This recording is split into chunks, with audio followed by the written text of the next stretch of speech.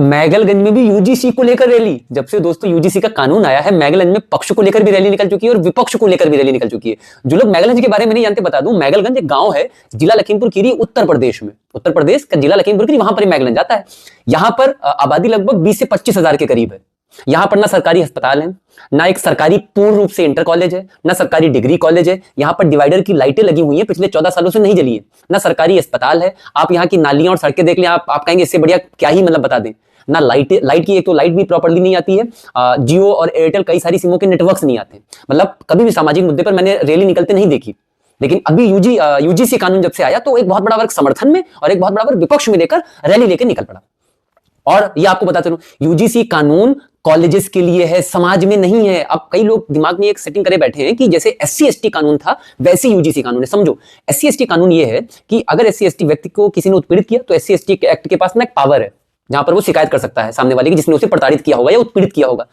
अब किया है भाई तो बिल्कुल करना है। लेकिन अगर ये केस फर्जी हो जाता है तो यहां पर जिसके खिलाफ शिकायत की गई, अगर ये शिकायत फर्जी निकल गई तो वो जुर्माना, उस पर जुर्माना भी लग जाता है। एससी एसटी पे अगर कोई फर्जी मुकदमा हुआ, फर्जी शिकायत निकली तो जुर्माना भी पड़ता है और 5 से 10 लाख तक का जुर्माना पड़ जाता है और सजा भी होती है। तो ये कानून अलग है। यूजीसी एक्ट में क्या कहा गया है कि अगर कॉलेजेस के अंदर जब आप कॉलेजेस की पढ़ाई कर रहे हो, वहां पर अगर किसी ओबीसी एससी एसटी को परेशान किया गया तो वहां पर आपके पास ये पावर रहेंगी और ये पावर आपकी ओबीसी को भी दे दी गई। तो केवल कॉलेजेस में, और आपने भी कॉलेजेस की पढ़ाई करी होगी, आप मेरे साथ भी ओबीसी एससी एसटी के लोग पढ़े, क्या इतनी दिक्कतें आती नहीं आएंगी। अब 2-4 केसेस निकल कर आएंगे, उसके लिए कमेटी बनी हुई है, वो सरकार अपना डिस्कशन कर रही है।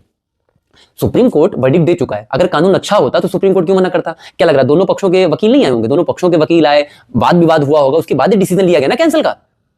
अब 19 मार्च को आने दो उसके, मतलब, और मुझे नहीं कि रैली बिल्कुल निकालो। देखो, राजनेताओं का काम है ये नेतागिरी करना। मुझे प्रॉब्लम यहाँ की जनता से, मुझे तो लगता था यहाँ की जनता बिल्कुल मतलब डीएक्टिवेट हो चुकी है, उसके दिमाग नहीं है। अब मैं जब इन मुद्दों पर रैली निकलते देख रहा हूं तो मतलब दिमाग में मेरे ये प्रश्न आ रहा है, फिर सामाजिक मुद्दों पर रैली क्यों नहीं निकाली जा रही है? डिवाइडर की लाइटें जलना बहुत जरूरी है, आए दिन एक्सीडेंट्स हो रहे हैं। सरकारी अस्पताल अपने यहां पर नहीं है, इसको लेकर रैली निकलना जरूरी है। मैंने इन सभी को लेकर वीडियोस बनाए, इन सभी मुद्दों को उठाया, डीएम तक पहुंचाने का पूरा प्रयास किया, लेकिन लोगों के सपोर्ट की वजह से मुद्दे भी उतने हाईलाइटेड नहीं हो पा रहे हैं। सपोर्ट नहीं कर रहे, लाइक करने में दिक्कत है, शेयर करने में दिक्कत है। लेकिन जब यूजीसी कानून आ गया तो लोग ऐसे एकदम कतई तोता मैना की तरह लड़ रहे हैं कि मतलब कोई बता नहीं सकता हूं। मुझे उस चीज से प्रॉब्लम है कि आप ये धार्मिक मुद्दे पर सब लोग एकजुट होकर निकल कर आ रहे हो, और जो सामाजिक मुद्दे जिससे मैगलगंज का उद्धार हो सकता है, मैगलगंज को फायदा होने वाला है, वहां पर नेता ना मुझे कोई नहीं दिख रहे, ना सांसद दिख रहे, ना विधायक दिख रहे, ना ये गली मोहल्ले के नेता लोग दिख रहे हैं।